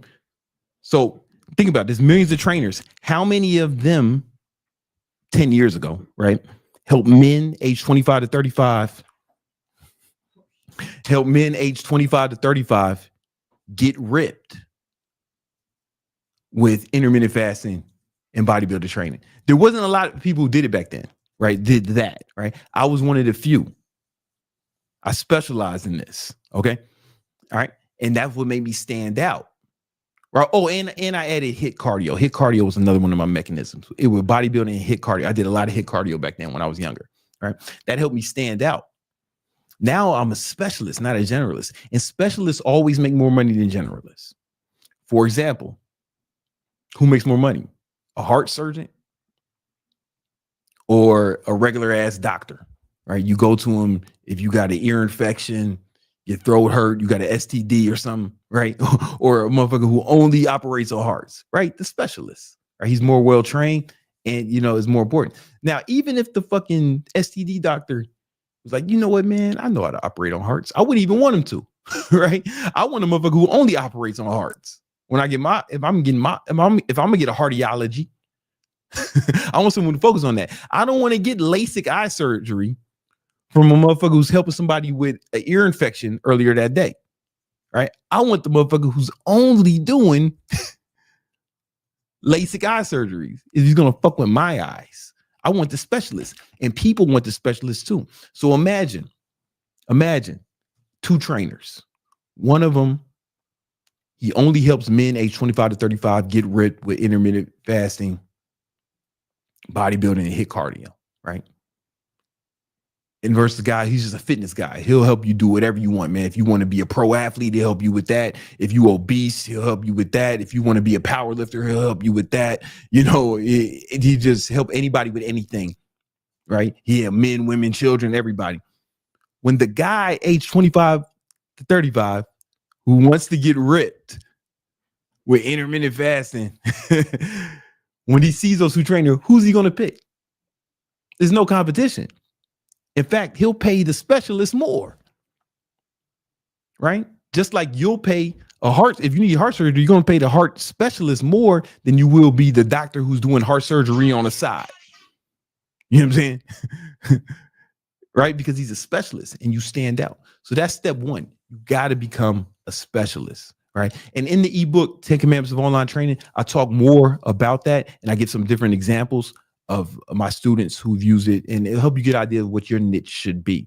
But it's critical you have a niche. Oh, and this is also how you grow your following.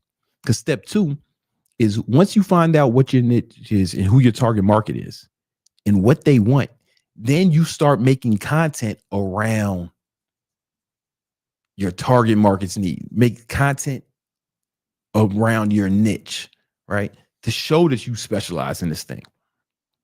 All right. Guess what happens? This is what actually help you grow faster than if you just did general fitness. Let me tell you why. Because this is how you grow online, right? There's no real tricks or tracks. People have to share your content for you to grow. That's the main way people grow. People share it, right? So when somebody who's in your niche finds you and you post something that's helpful, what do? They share it. They show it to their friends, and they probably have friends who are like them or have the same goals and interests as them, right? And they share too. That's how you grow your following. That's the only real way to grow your following. Put it out really good content that people share, right? So you got to make content specifically around your niche and only your niche, right? And then also the algorithm, these companies are smart, right? So when they do boost your shit or put it on Explore page or put it on the home page, it's not on everyone's homepage. It's not on everyone's Explore page. When they see a certain amount of people, a certain kind of person interacting with your content, is going to show it to more people like that.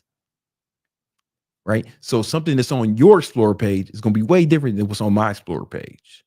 Right? You're going to have Instagram thoughts. My shit is going to be fucking APs and RMs and shit. Rolls Royces and shit. Because we're into different shit. You know? So the people who are into that is going to show on their page. If you're making general fitness shit, then nobody's going to be excited enough to share it. And it's not going to show the algorithm. It's not going to show the algorithm that it should show it to more people like that. Right. So the way you grow your following is actually to narrow your market. Right. So you're going to start posting. That's two. Start posting content on your niche. That's step 2. Step 3. Step 3 is you want to start entering Facebook groups where your niche is. So some of you are guys thinking, I don't have a big following. That's cool, man. There are tons of Facebook groups full of people in your following. And Facebook groups, we call this group hacking. I talk about it in the book, 10 Commandments of Online Training. You can download it to learn more about it. But basically, once you have your niche, you know what they want, then you go in those groups and you also start posting helpful content in those groups. I'll explain why later, right? You want to do that every day. Find as many groups as possible. There's tons of groups. Like there's millions of Facebook groups, right? You want to start posting those content, posting helpful content in those groups, right? You're not telling people you want, hey, come train with me, nothing. You just posting helpful content in the groups, right? Step 4 is what you do. You want to start DM conversations with the people who engage with that content, the people who like the content, the people who comment on it, right? You want to hit them up in the DMs and start conversations with them, right? And you don't say, hey, buy my shit, right? You start talking about, hey man, I saw you commented on my video. I saw you, hey, what's going on, bro? I saw you comment on my video. What fitness goals you need help with? Or something along those lines, right? You just start a conversation with them about their goals. You know, you need any help with fitness, man? Or, you know, what are you struggling with when it comes to your fitness goals? You just ask questions and they'll tell you, and you just keep asking questions. You keep asking questions. And what you want to do is I give my students a script to follow, but the cliff notes of the script will be, you ask questions about their fitness goals, ask them what they're struggling with, ask them what they're trying to accomplish, what their goals. Okay. The cliff notes are, you ask them what they're trying to accomplish with their fitness goals. Ask them what's been holding them back. Right. And then you can give them some advice, but then you invite them to get on Zoom with you, get on a Zoom phone call with you. Right. Let me tell you why. Because this is where you sell them. We're going to sell in the DMs. We're not going to sell in the DMs. We're going to start conversation in DMs and then get them on a Zoom call. This is why I teach all my students who are making a bunch of money, right? Sell them on the Zoom call, right? And on the Zoom call, it's better if you have a sales script. I don't have time to go into it now, but you can get a sales script from anywhere. You can learn sales. I teach my students sales, how they do it. And basically, you're going to tell them what to do, but you're going to ask them questions about what they're struggling with, what their problems are again. And then you're going to tell them what they need to do to accomplish their goals. Then you're going to ask them if they want some help with that. Right. And then most of them will say, yeah, they don't want to do it on their own. Right. They've been trying to do the shit on their own because they know what to do, but they need help. Right. They don't need more information. Right. They need help staying accountable. Right. And you're going to help them with that. And the way you're going to help them. And then when they say yes, then and when they say yes, you're going to tell them how you help them. You're going to tell them how you're going to give them a custom diet plan, custom workout plan. But most importantly, you're going to keep them accountable. You're going to check on them every day to make sure that they actually follow the plan, make sure that they actually follow the diet. And there's more sophisticated ways to do it. This is step 6. Yeah, follow. Yeah, okay, you'll do it. There's our few. The simplest way to do it is the way I did it when I first started. I teach my students more sophisticated ways, but this is free, so I'm gonna give you like the simplest way. Just set up a Google sheet with their workout plan, their diet plan, and have them fill it out. Have them fill out their macros every day. Have them fill out their workouts every day, what they did.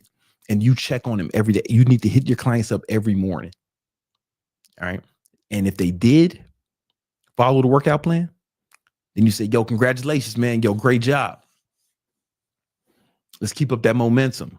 Right. If they did not follow the workout plan or they did not track it, then you say to them, hey, man, what happened yesterday? What can we do to get you back on track? Right. Or you say, hey, asshole, what the fuck? It depends on your disposition, you know. But what you want to do is you want to give them positive reinforcement when they do something right and negative reinforcement when they do something wrong. Right. And what's going to happen is, again, they don't need more information. People know what to do. Right. Some of them do need more information, but they can get the information. Right. But they don't have somebody keeping them accountable every day. Someone making sure to do it. Someone's on their ass. Right. And what's going to happen is, here's the thing. Even if, what's going to happen is you're going to be training them, but not just training them like the way you think about training as a trainer. I mean, training them the way you train them as a pet. Right. Like, because that's how we train pets. I don't have a pet, but I assume that's how you guys train your dogs. They do something right. You give them a treat. Next thing you know, the motherfucker is sitting or rolling over or whatever the fuck you want dogs to do. Right. Right. But it was all from the positive reinforcement. When they do something you don't want, right? Like, you know, chew up a shoe, bite the baby, piss on the girlfriend. I don't know. Right. Yeah, then you give them negative reinforcement. You hit them with a newspaper, spray them with water, pistol whip them. I don't know what you got. I don't know how you work, how it works. But the negative reinforcement, they learn not to do it. We're going to do the same thing with humans, right? Because it works with humans too, positive reinforcement. And then they're going to get in the habit of actually tracking their diets and tracking their workout plan. Here's the beauty of it. You don't even have to give them a good plan. It's better if you gave them a good plan, right? And I teach my students how to give them good plans, but anything will work. Anything will work, especially if it's a motherfucker off the street, like anything will work, right? We're not training people to be an Olympian. Here's a study by Duke University. And what they did was they had a bunch of fat boys, and all they had them do was track their fucking macros and calories in MyFitnessPal for 3 months. They didn't give them no workout plan, no diet plan. They didn't have them in a caloric deficit. They didn't even have them in a caloric deficit. They didn't tell them to do intermittent fasting, keto, vegan, none of it. Nothing fancy. They gave them nothing. Not even a caloric deficit. This is just track your fucking calories, fat ass. Right. And guess what happened? Over the course of those 3 months, they lost on average 5 pounds with no plan. Because just the mere act of tracking people actually lose weight. Now, you can give them a better plan than nothing. Like these science nerds gave them nothing and they lost weight. That's the power of tracking. Because anything you track, performance will improve. It's a cheat code of life. If you want to get better at something, just start tracking it. Keep yourself accountable. But most people won't keep themselves accountable. That's why they fat. That's why they came to you. Right? Right? And our job is to keep them accountable. And the beauty of it is like AI can't do that. AI can't keep them accountable. You can ignore a computer or app or even a fucking auto text message. I know from the last election, I ignored all the text messages from both parties. I gave nobody nothing. I ignored them all, but I responded to all my friends. I responded to my mom, right? You respond to people, especially if you paid that person, right? So you, as a humans, can keep them. AI can't replace that. It's kind of like automatic doors haven't replaced doormen, right? We still need doormen, right? In fact, if you have a doorman building, it's probably a nice building. It probably costs more to live in there, right? You know, even though we got all these fancy automatic doors, right? The human touch, you can actually always charge a premium for. And people don't even value stuff that's auto-generated, right? When you get an auto-generated text or message from you, ignore that shit. Emails, you ignore all that shit. But from something from a human, you're going to pay attention to, right? So that's why this is never going to go away, right? Only humans can keep other humans accountable, right? It's just like when you go to the gym. It's way harder to skip fucking leg day if your homie's gonna meet you there. You know, a human can keep you accountable. A fucking auto app can't do that. You know, and that's our job as trainers. Really, our job is to keep them accountable. We give them a game plan and we keep them accountable. But I want you to say that anything will work for regular people. This study shows it, right?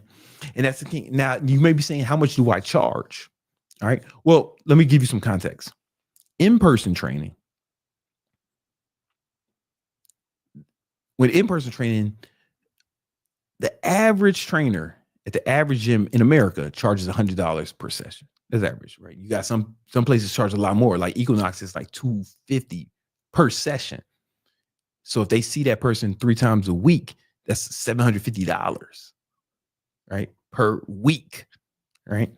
Now there's some places where it's like fucking crackhead prices, right? Where they're charging $50 a session, right? But it's still, if you see that trainer 3 times, which you should at least see him 3 times, you should be working out 3 times a week, right? Then now we're still talking about $150, right? Per week, right? But the average is 100. That's the average, which means if you see a trainer 3 times, that's going to be $300 per week, right? So every time you see someone in the gym training with a trainer, they're paying somewhere around that price. The thing is, the trainer is only going to focus on working with them for that hour they're in the gym. But now that means they got 23 other hours today to fuck everything up, to fuck up their sleep and to fuck up their diet, the most important part. The diet's the most important part. I remember this when I was an in-person trainer. I was just thinking, man, no matter how, there was some people, no matter how much I trained them, they wouldn't lose weight. And I was a good trader. I was a good trainer. In fact, then I noticed that there was aerobic instructors, a few aerobic instructors at the gym. Their job was cardio. These motherfuckers sweating like a whore in church all day in the cardio room. And they were still like had bellies and shit. That's because you can't out train a bad diet, right? You can out diet bad training. You can't out train a bad diet, but you can out diet bad training, right? So a lot of people would think, man, but online training is not good because I can't work with their form and I can't fix their form. Fuck that shit, right? The most important part is the diet. You can't out train a bad diet, but you can't out diet bad training, right? So what you need to, so what I started doing, and this is what I suggest you do, is you give them the workout plan. And if you're super fucking concerned about their form or some shit, then you can have them film themselves or something. They're going to do it on their own and they're going to follow the diet on their own, but we need to make sure they're tracking and make sure they keep it. We got to be meticulous about them adhering to the diet plan, and they will get in shape.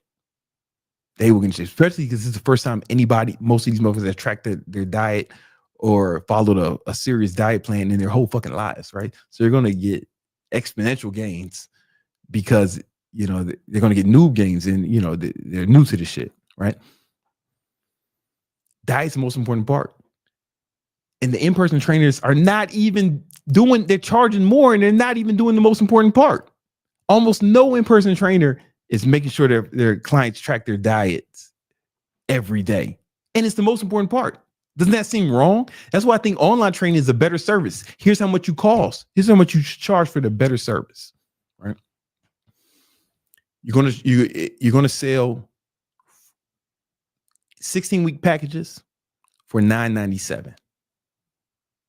16-week packages for $997. Significantly cheaper than in-person training. This is why we want to get on a sales call with them, right? Because we wanted someone to give you $1,000, right? When's the last time somebody DM'd you and you gave them $1,000? Maybe never, right?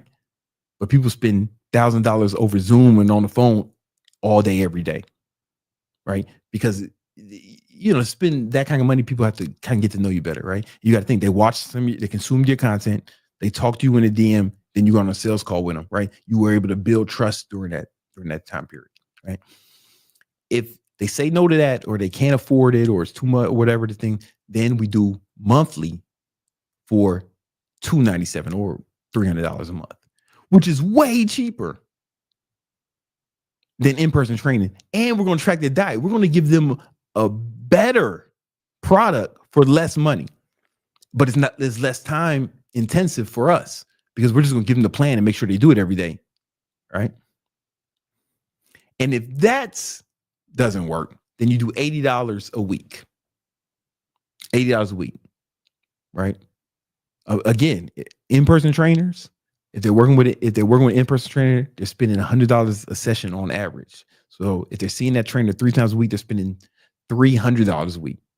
So we're charging, less than a third of the price and giving them a better product, because the diet is the most important part. You cannot out-train a bad diet, but you can out-diet bad training, right? Here's the thing. If you get just 25 clients paying you $80 a week, and you keep an average of 52 clients, you keep an average of 25 clients for a whole year, which is 52 weeks. That is $104,000. That's like what a brand new doctor makes, right? You're making 6 figures off 25 clients.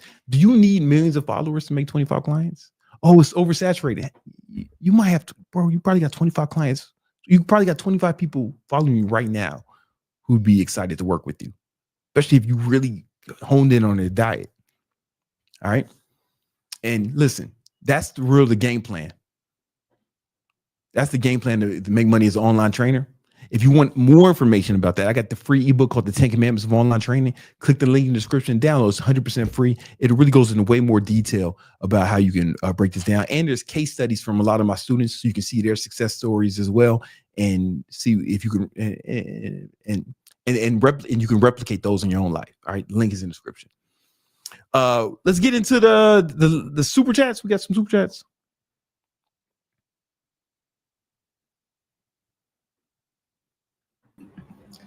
Not exactly. We just have Tay with $10. All right. Shout out to Tay. Hey, listen, guys. We have opened for this week only. We open enrollment for Influencer Domination. This is where I will work with you to help you grow your personal brand, help you grow your social media on Instagram, YouTube, TikTok. All right. It's not a fucking course. It's a real program where I'm working with you. We're working together. Right. I'm gonna give you all the game. And twice a week, I meet with the people I meet with the students in Influencer Domination. And I review their content. I review their social media. I tell them what improvements they need to make, right? And you should see, man, every week these people are getting so much better at making content, and they're growing their following and making money as a result, right? It's only going to be open this week because I'm actually working with these people. It's only $100. It's only $100. It's giving this shit away. I can do that because I'm fucking rich, right? But it's going to be more money down the line, right?